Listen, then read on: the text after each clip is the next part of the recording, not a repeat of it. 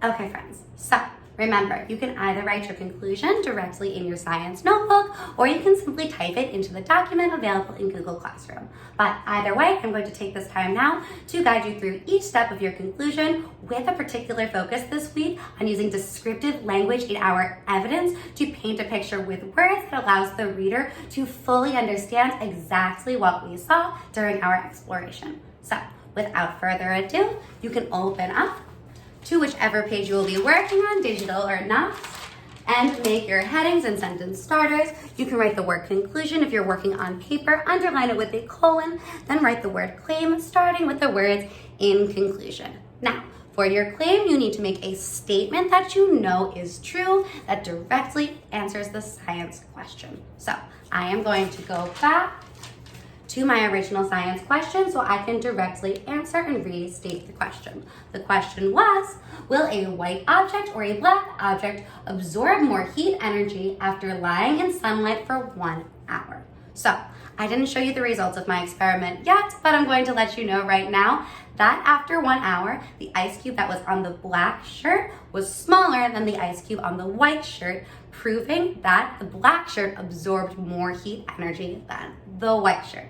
So, for my claim, I might want to say, in conclusion, a black object will absorb more heat energy than a white object after lying in sunlight for 1 hour. It's very important to mention both of the things that you are comparing. You should not just mention the black object. Please make sure you mention both the black and the white object in your claim. So, what you can do right now is you can actually pause this video, write your claim, unpause and return to the video when you're ready for part 1 of our evidence.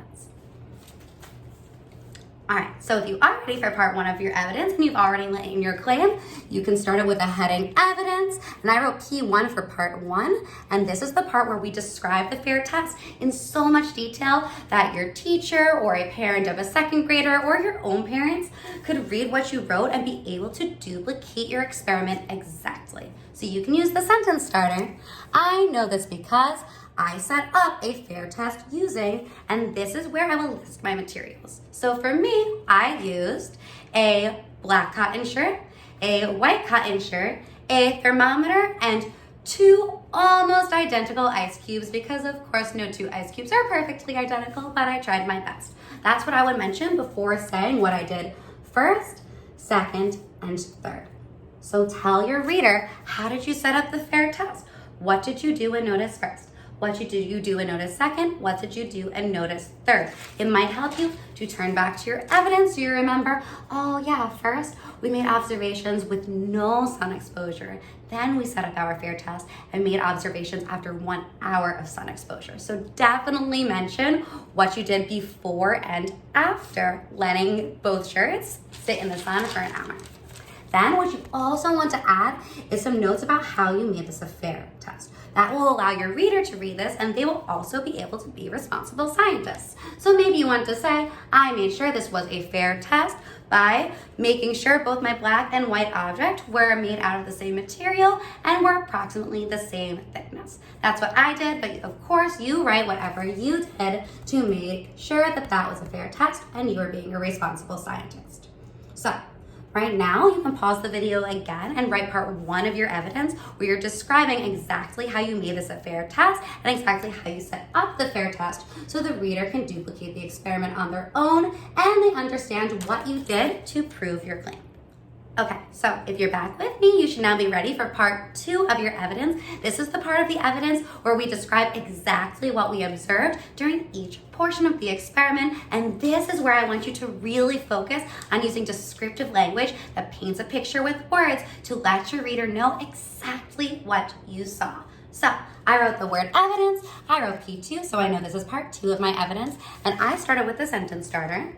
When I analyzed the temperature of the black and white objects before any exposure to the sun, I noticed. And actually, this is where I will probably go back to my data chart so that I can directly refer to my data chart to put in some detailed evidence. So I have some specific numbers in my data chart that you are more than welcome to use as part of your evidence as well. And before any exposure to the sun, the white shirt was 84 degrees Fahrenheit and the black shirt was 84 and 9/10 degrees Fahrenheit or 85 degrees Fahrenheit. So approximately just a 1 degree difference between the two different shirts. So I can write all of those specific numbers in part 2 of my evidence. Then you should be talking about what happened once you put both shirts in the sun and put the ice cubes on top. I'm going to quickly direct you to a time-lapse video of what I saw, and while you're watching this, I want you to think, what descriptive language could I use to paint a picture with words and lets the reader know exactly how the ice cubes were melting. Maybe a pool of water forms below one really quickly but not another. Maybe they melted slowly, maybe they melted quickly. Watch this video and see what you can think of writing for your evidence that really lets your reader feel like they were there with you.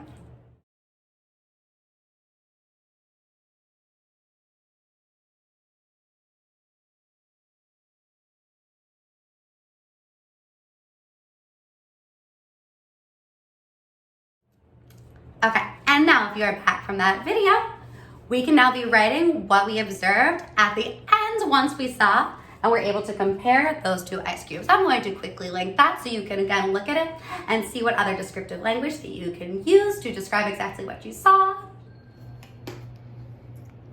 Okay friends, so you can see my timer is done. I'm going to stop it. And now we're going to see what happened to both of our ice cubes. So unfortunately, one did not melt all the way, so it's not super obvious. But if you put them right next to each other, you can tell that the one that was on the black shirt is definitely smaller, even though they started out the same size. So that is one way that you can measure the amount of heat energy both shirts absorbed. But let's also use our handy dandy measuring tool that Miss Kat happens to have. And I'm going to measure, of course, the spot on the shirt that does not have any water on it because that would not be fair. I'm going to just test a part that does not have water on it and see which one is hotter. Okay, so the temperature difference isn't super dramatic, but you can see that the black shirt is 4 degrees Fahrenheit warmer than the white shirt, which proves that this one absorbs more heat energy. So I can also feel them, of course. And the black one does actually feel warmer to me, but we can talk in a second about why that might not be the best evidence to use if you're being a good scientist. Okay, I will see you in a second. Okay, so now you just saw exactly what happened at the end of my experiment after I left both shirts in the sunlight for 1 hour and what happened to the ice cubes. So you can describe what happens by using the sentence starter.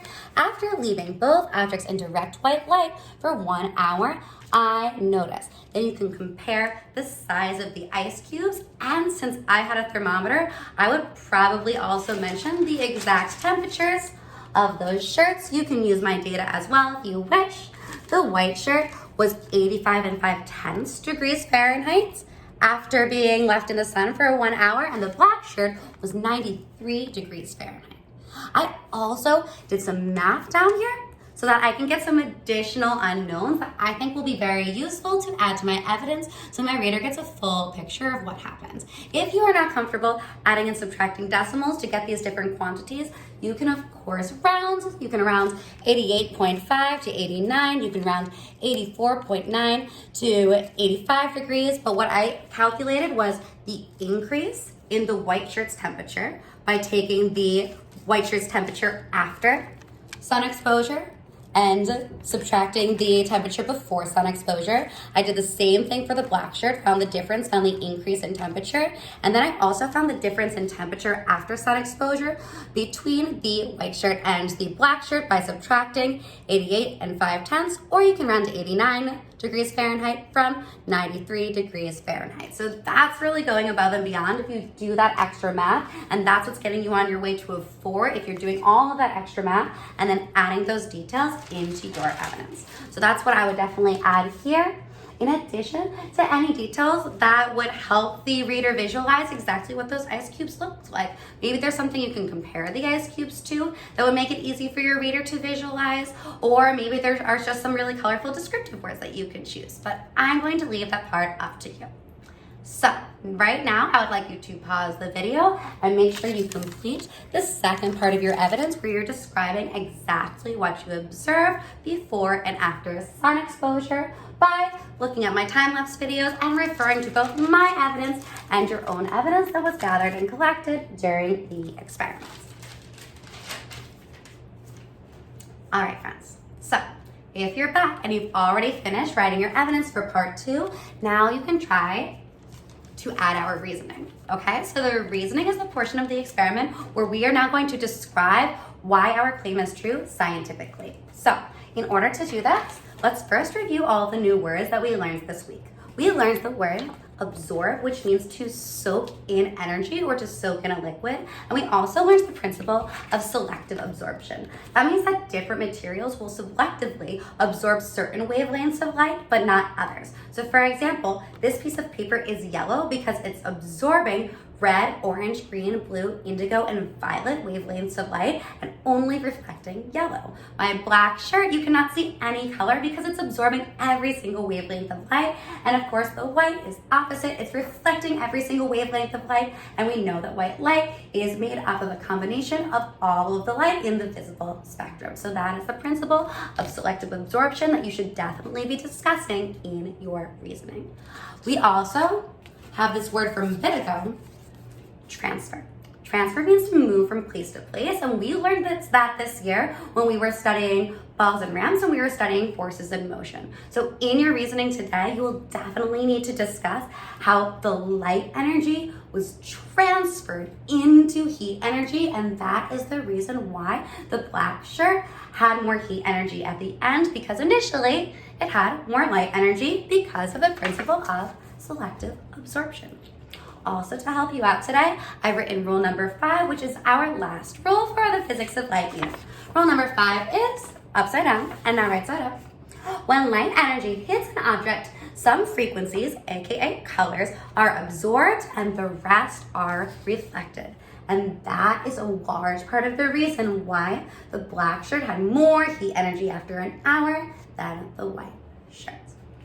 Okay, friends, so to write your reasoning, turn to your conclusion page or go to the conclusion part in the Google Doc, and you are going to start it with this happened because. So maybe you want to say this happened because of the principle of selective absorption, or this happens because different materials will absorb and reflect different wavelengths of light, or this happens because objects that are black absorb every single color in the visible spectrum. Say whatever makes sense to you in your own words. Please do not push yourself to describe things in ways that you don't understand when you're reading it. I should be able to hear your own voice in your writing while you're using whatever vocabulary words you are confident using. And of course, if you go to the materials section in Google Classroom and do all of those extension activities, the more extension activities you do before writing your conclusion, the stronger your conclusion will be and the more comfortable you will feel with these principles. So I also strongly recommend,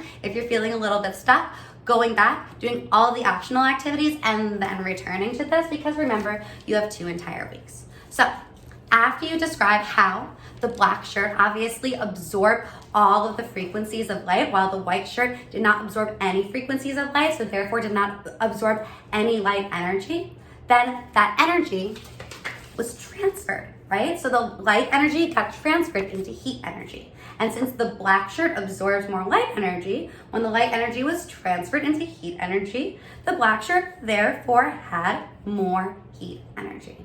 That's how I would describe it in my own words, in a way that makes sense to me, but you please describe it in whatever way makes sense to you.